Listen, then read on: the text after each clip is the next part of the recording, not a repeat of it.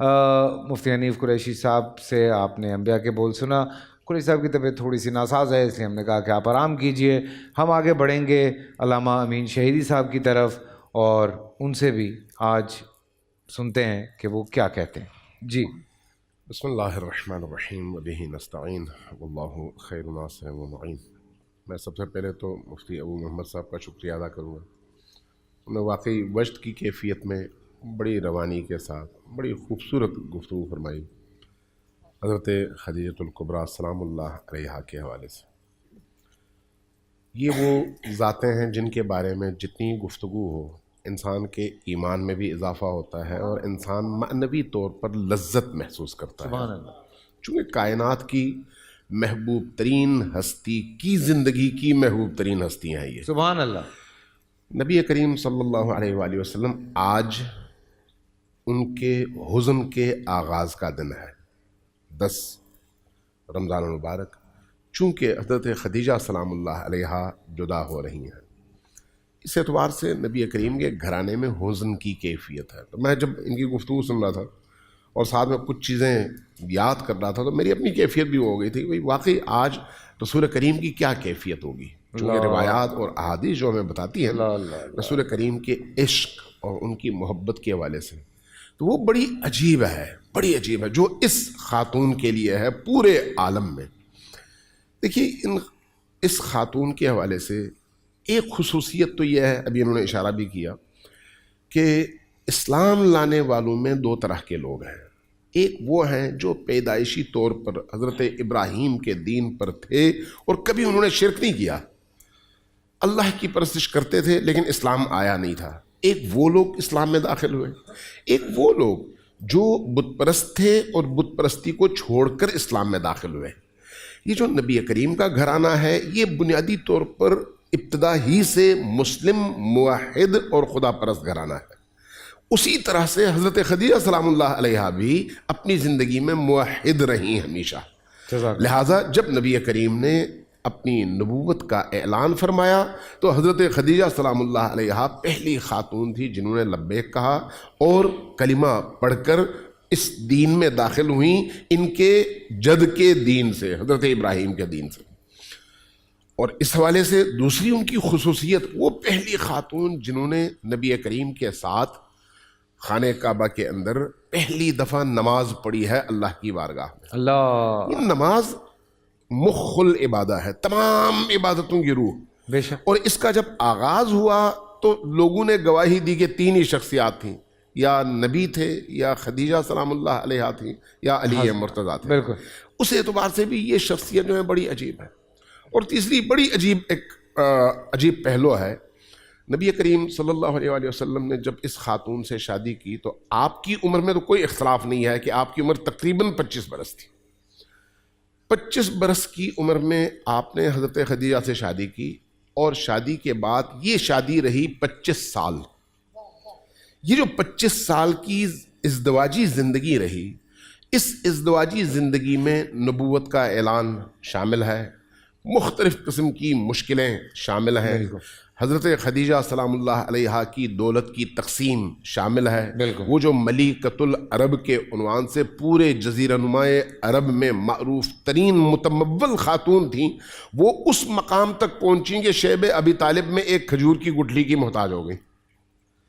یہ اسی دوران کا واقعہ ہے جس میں انہوں نے اپنا سب کچھ نبی کریم پر اور نبی کریم کے دین پر خرچ کیا ہے. سبحان اللہ. روایت کی گئی ہے کہ جب نبی کریم کی پالنے والی وہ خاتون حلیمہ سعدیہ تشریف لائیں اور آپ کے گھر تشریف لائیں تو حضرت رسول خدا نے ان کو بڑا احترام دیا. اب وہ مسلمان نہیں ہوئی تھیں، اسلام انہوں نے قبول نہیں کیا تھا، اپنے شوہر کے ساتھ آئی نکال کر. جب تشریف لائیں نبی کریم نے فرمایا حضرت خدیجہ سے کہ یہ میری ماں ہے، اس نے مجھے پالا ہے.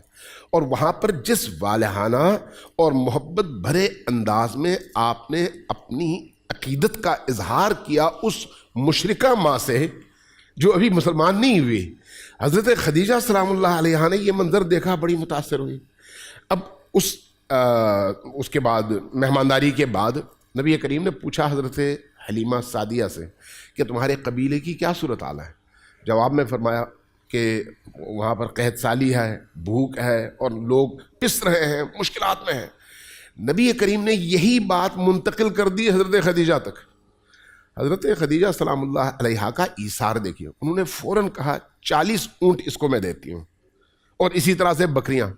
اب یہ مشرکہ خاتون ہے، لیکن حضرت خدیجہ سلام اللہ علیہا نے اپنی اس ازدواجی زندگی میں صرف اپنے آپ کو نہیں بلکہ اپنے سے متعلق ہر چیز کو نبی کریم پر قربان کیا ہے. سبحان اللہ. اور یہ جو 25 سال کی شادی ہے، 25 سال کی، ان 25 سالوں میں آپ دیکھیے نبی کریم نے کوئی اور شادی نہیں کی.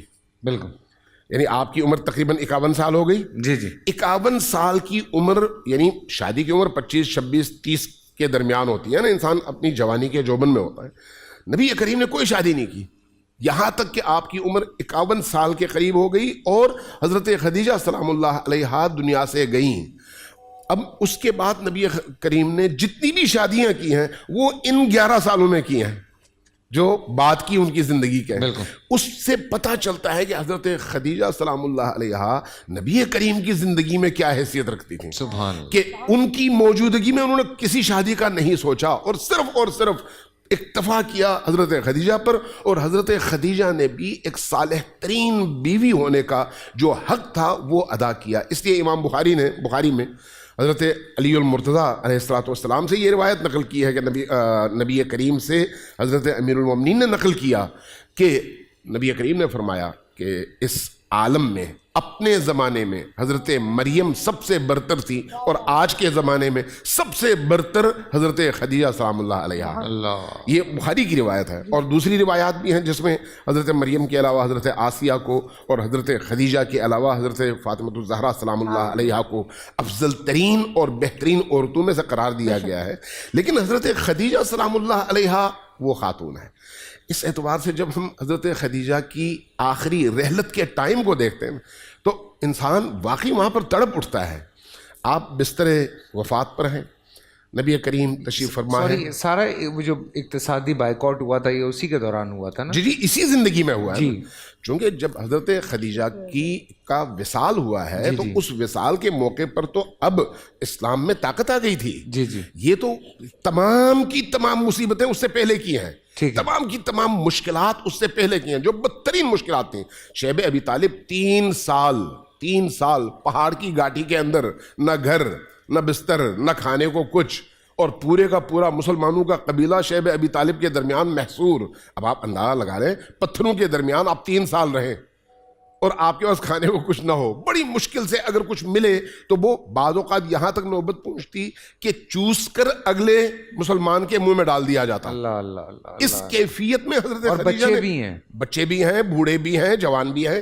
خود حضرت خدیجہ سلام اللہ علیہا جو ملیکۃ العرب ہے، آپ ذرا تصور کر لیں نا کہ اس مقام سے اس مقام تک نبی کریم کی خاطر اور نبی کریم کے دین کی خاطر کتنی بڑی قربانی ہے، کتنی بڑی قربانی ہے. اب یہ خاتون جب دنیا سے جاتی ہیں یا جا رہی ہیں تو نبی کریم کی حالت اور کیفیت دیدنی ہے. نبی کریم روتے ہیں. روتے ہوئے جب رخصت کرنے لگے ہیں تو حضرت خدیجہ الکبریٰ کے 2-3 جملے ہیں وہ واقعی انسان کو تڑپا دیتے ہیں. فرماتی ہیں یا رسول اللہ، میں شرمندہ ہوں کہ میں نے زندگی میں آپ کا حق ادا نہیں کیا.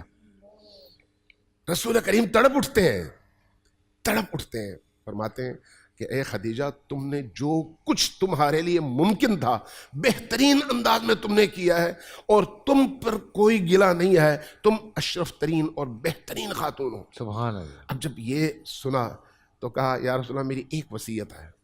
فرمایا وہ کیا ہے؟ کہا کہ میری بیٹی فاطمہ کو میرے بعد اس کا کوئی نہیں ہے، اکیلی ہے.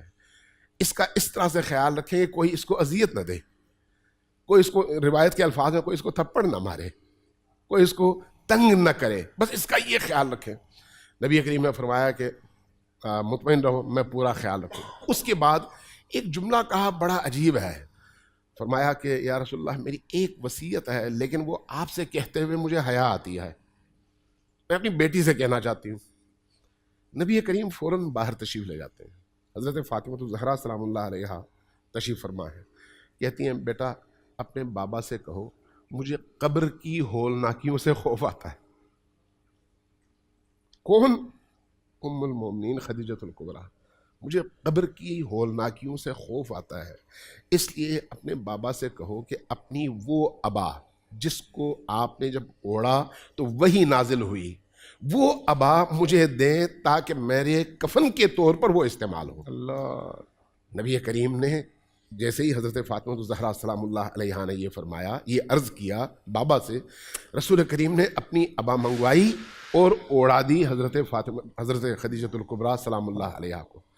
جب انہوں نے یہ اوڑھی، اس کے بعد ملک الموت آیا، حضرت خدیجۃ الکبریٰ دنیا سے چلی گئیں، لیکن حضرت جبرائیل تشریف لائے، فرمایا کہ یا رسول اللہ، اللہ تبارک و تعالیٰ نے آپ کی اس زوجہ کو اس طرح سے انتخاب فرمایا ہے کہ اس زوجہ کے لیے اس عالم میں کوئی مشکل نہیں ہے، بلکہ اس کے کفن کے طور پر اللہ نے جنت کے کپڑے بھیجے ہیں، یہ آپ کی زوجہ کے لیے جنت کا کفن ہے۔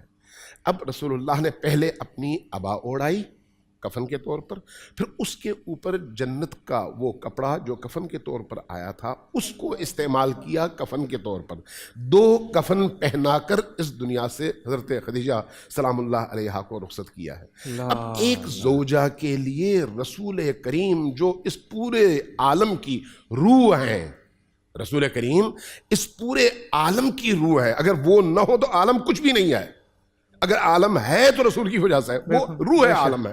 وہ ہستی اس زوجہ کے لیے روتے ہوئے کہے کہ یہ سارا سال میں غم مناؤں گا، حزن کروں گا، یہ سارا سال میرے لیے حزن کا سال ہے۔ دو مناسبتیں ہیں، ایک حضرت ابو طالب اور ایک حضرت خدیجہ، لیکن یہ سارا سال ان دو ہستیوں کی وجہ سے نبی کریم سارا سال غم کا سال اور حزن کا سال مناتے ہیں۔ اللہ، یہ چھوٹی بات نہیں ہے، یہ وہ ہستی ہے۔ اللہ تبارک و تعالیٰ سے دعا ہے کہ ہمارے دلوں کو ان ہستیوں کی نورانیت سے منور فرمائے۔ آمین آمین آمین۔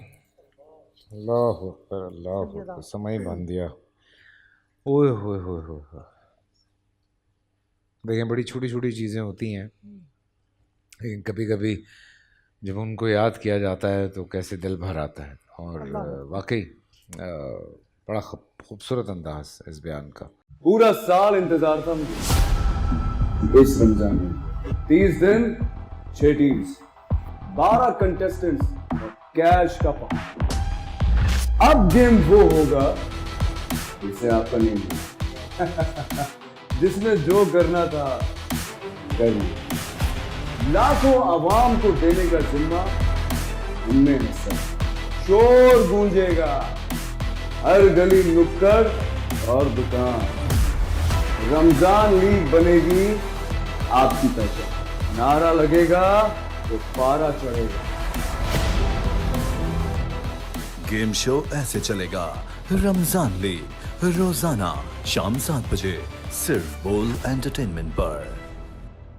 بول انٹرٹینمنٹ کے شوز دیکھنے کے لیے ہمارے چینل کو سبسکرائب کریں اور بیل آئیکن پر کلک کرنا نہ بھولیں۔